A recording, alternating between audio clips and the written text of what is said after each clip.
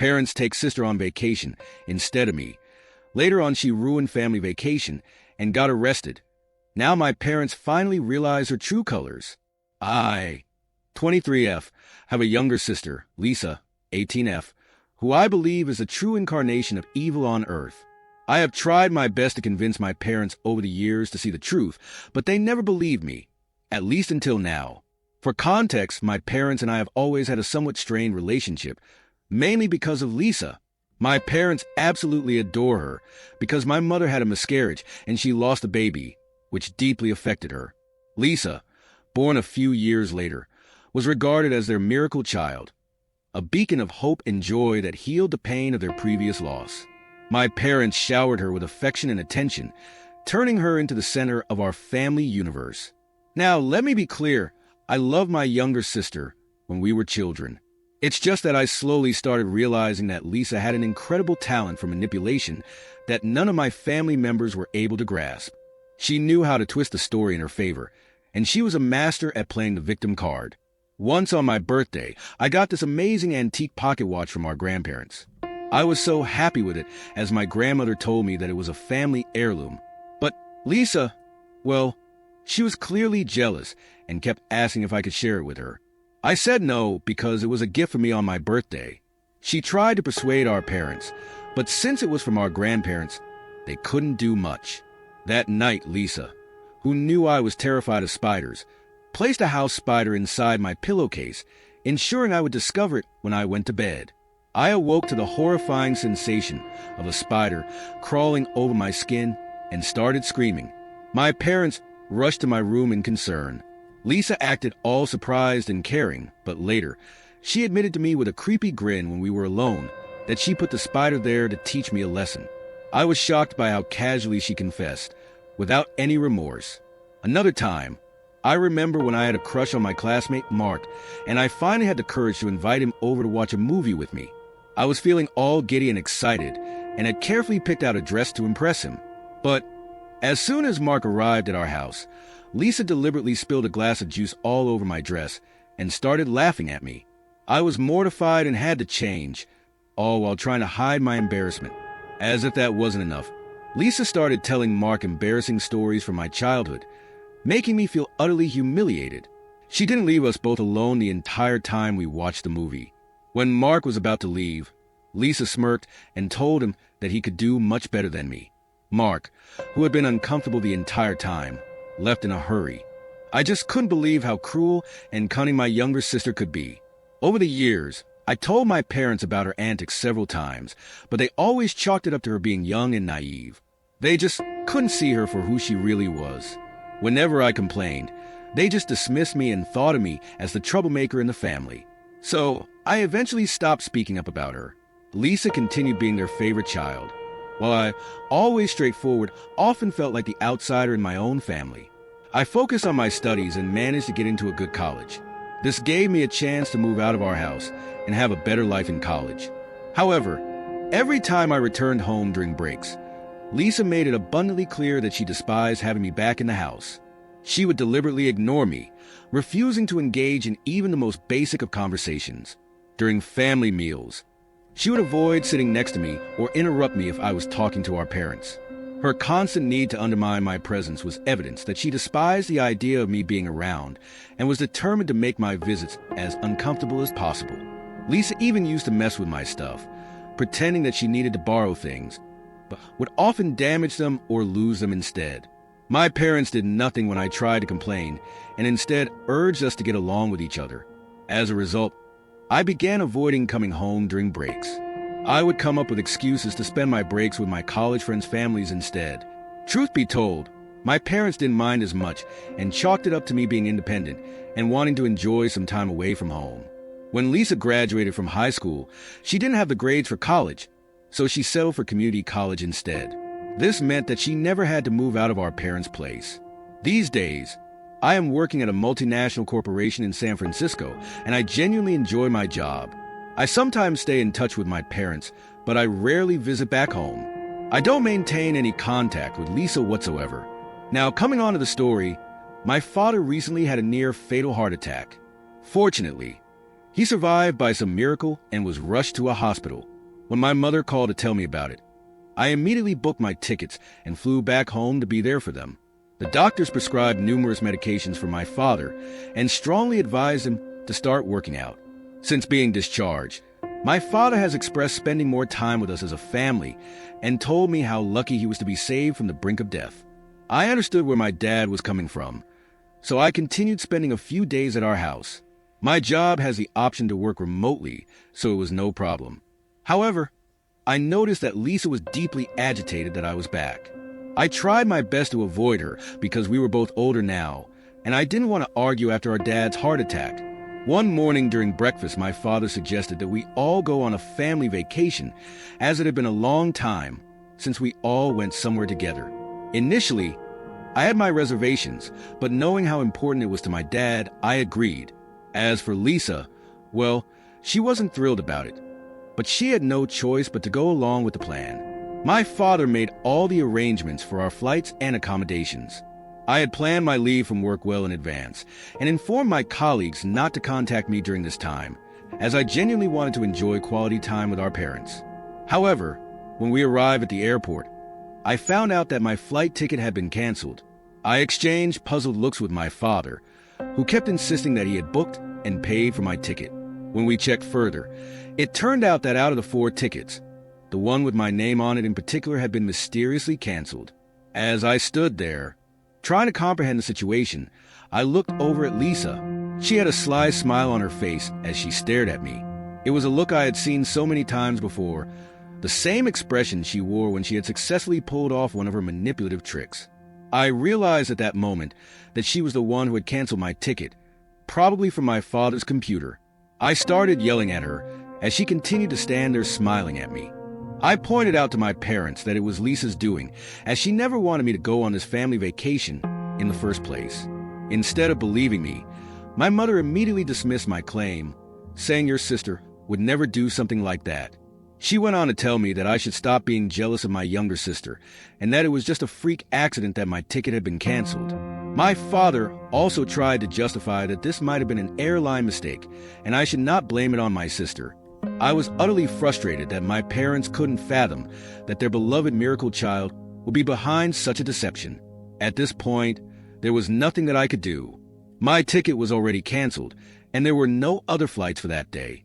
While it was possible for me to catch a flight the next day, I didn't relish the idea of returning home, booking a new flight, and traveling alone. After all, this was supposed to be a family trip. I was also dreading sharing a room with Lisa during this trip. I had hoped that she had matured over the years, but if she was behind the cancellation of my flight ticket, I couldn't help but wonder what other schemes she might have in store to make my trip miserable. My father was initially hesitant, suggesting they could all go back home and plan a new trip later, but he then started talking about how it had been ages since he went on a vacation. My mother agreed, telling me that I always travel a lot for work, so I wasn't going to miss out on much on this trip if I didn't go. Their comments really got to me. It felt like they wanted me to insist they continue to go on this vacation without me. I told them that they were welcome to continue with their vacation if they wanted, and they readily agreed.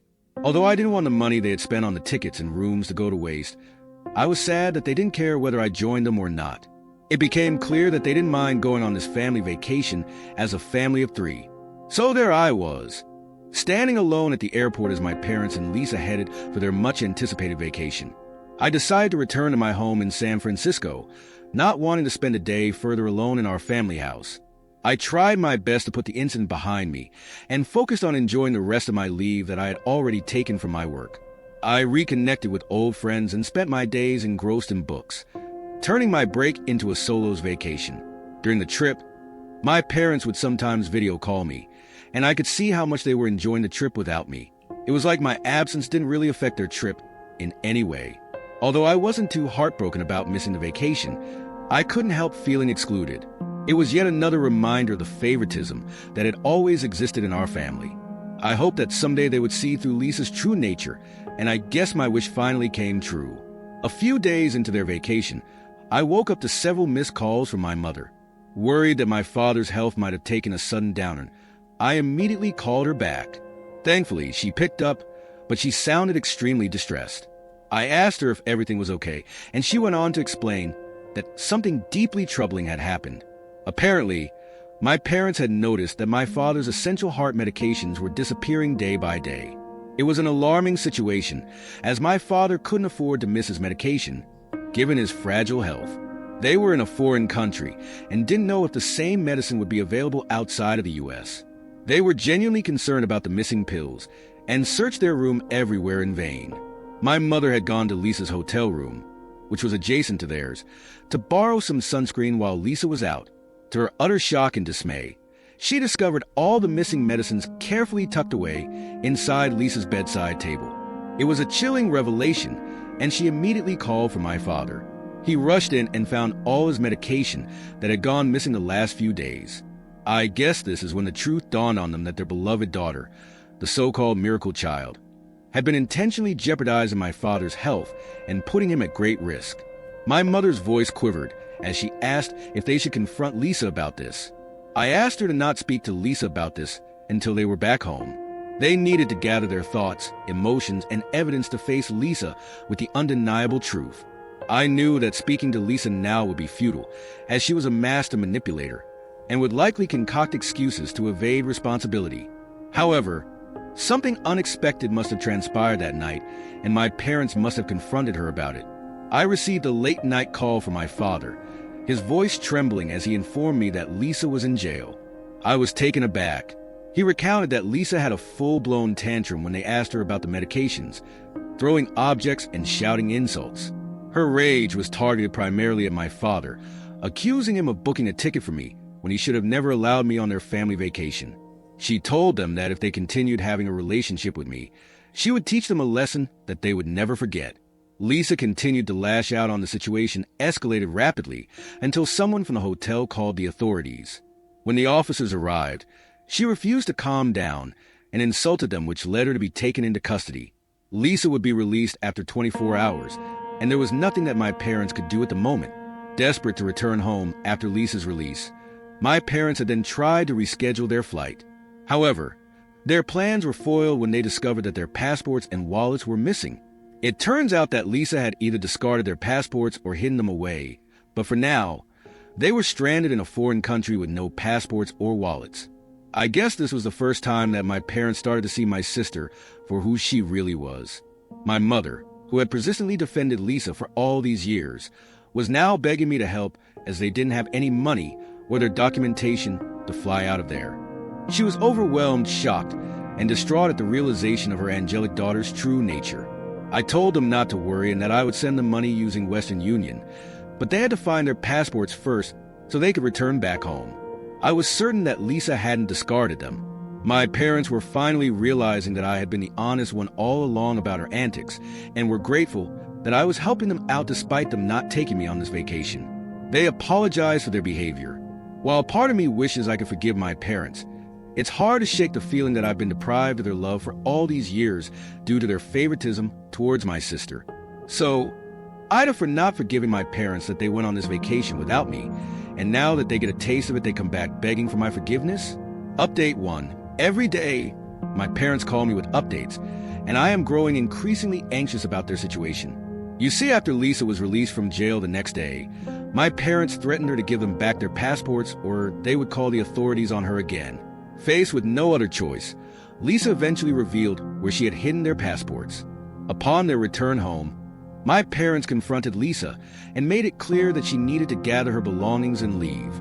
It had become abundantly clear that they had reached their breaking point, finally realizing the truth about their daughter's manipulative and harmful actions. She might jeopardize his health again by stealing his medicines. This started another screaming match between Lisa and my parents. During this confrontation, Lisa began to hurl accusations at my parents, expressing her anger and resentment.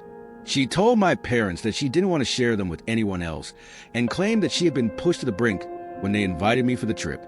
She kept insisting that my parents should disown me, emphasizing that she was more than enough for both of them. It was at this moment that my parents must have realized the depths of her jealousy and the extent to which she resented my place in our family. While they tried to placate her, she kept yelling accusations at them, and in a fit of desperation and anger, she claimed that she would go around telling everybody that they had neglected her when she was a child and mistreated her during her formative years. She was basically going to accuse them of parental negligence. Lisa then threatened to go to the police and make false statements against our parents if they continued to ask her to move out. This genuinely scared my parents, as these fabricated allegations would put them in a difficult position, particularly since they are well-respected doctors in our community. The mere thought of their reputation being ruined by false accusations has since left them feeling trapped and anxious. In the past few days, Lisa has continued to make our parents' lives more and more difficult. When she found out that they were talking to me regularly nowadays, she got really mad and started breaking dishes in anger. What's worse, she keeps stealing their car keys and hiding them, which makes it hard for them to go to work every day. Just tonight, my mother called me in tears after another bad incident during dinner. Lisa had a big tantrum and yelled at them because she wanted my mother to cook for her.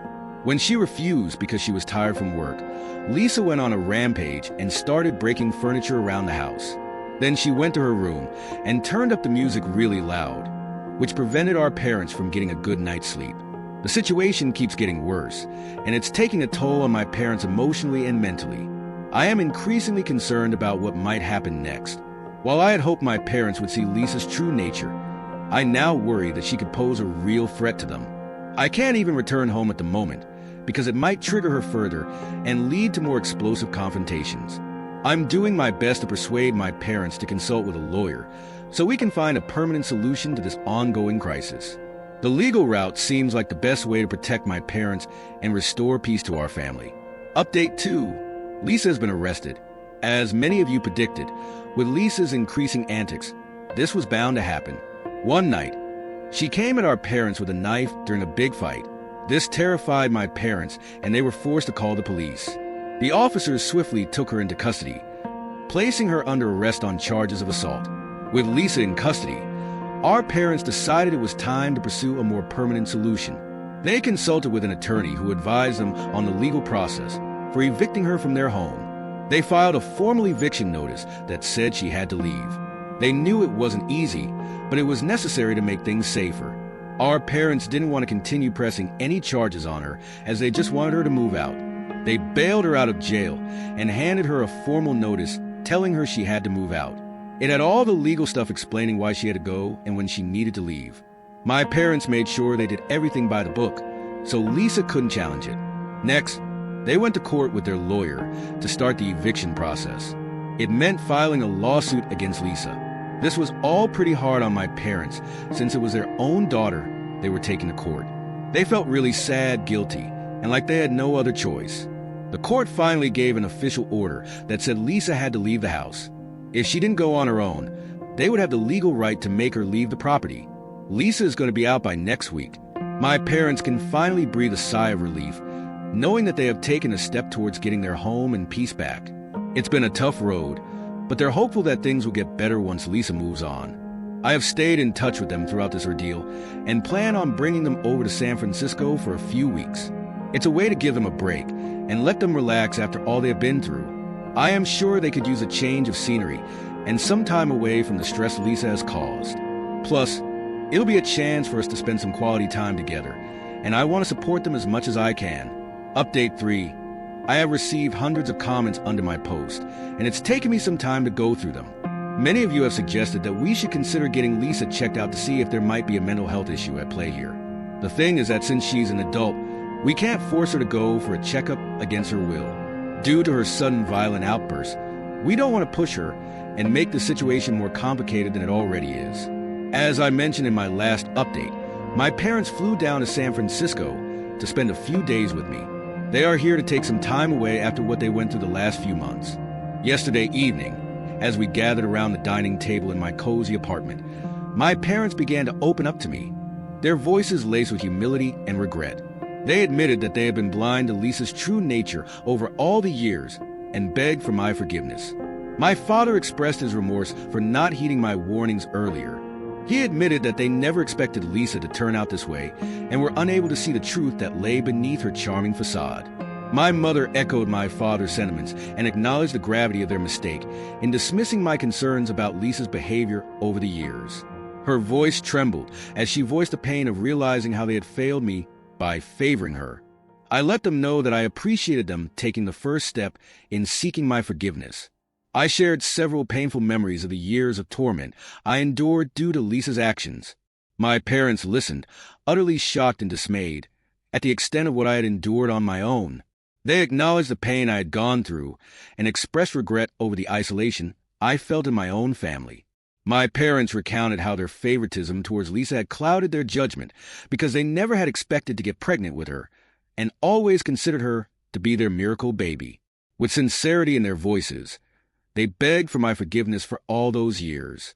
It was a bittersweet moment for me, as I had always wanted their acknowledgement. While it may not have been the ideal way to mend our relationship, it was a turning point that brought some much-needed honesty and clarity to our family dynamic. We were, for the first time in years, truly acknowledging the issues that had plagued our family. I told them that it would take me some time to trust them again, and we all agreed to work through this together. For now, I plan to make the most of the time I have with my family while they are here with me for the next few days. Update 4. As the days passed, my parents and I spent more time together, exploring the vibrant streets of San Francisco, enjoying leisurely meals, and simply relishing each other's company. It has been quite a journey to reconnect with each other by rebuilding the bonds that have been frayed by years of favoritism and denial. I came to understand that their decision to seek solace with me was not just about physical distance from Lisa, but a desire to rebuild the family they had almost lost. They needed a fresh start, and so did I. My parents and I have since discussed what to do with Lisa. She is currently staying at one of her friends' homes. We can't simply abandon her, despite the turmoil she has caused in our lives. As parents, my mom and dad feel a profound sense of responsibility towards their daughter, even if her actions have been unforgivable. We have come to terms with the fact that her behavior might not be just willful mischief, but might be indicative of deeper issues. We plan to explore the possibility of a mental health evaluation to better understand her condition.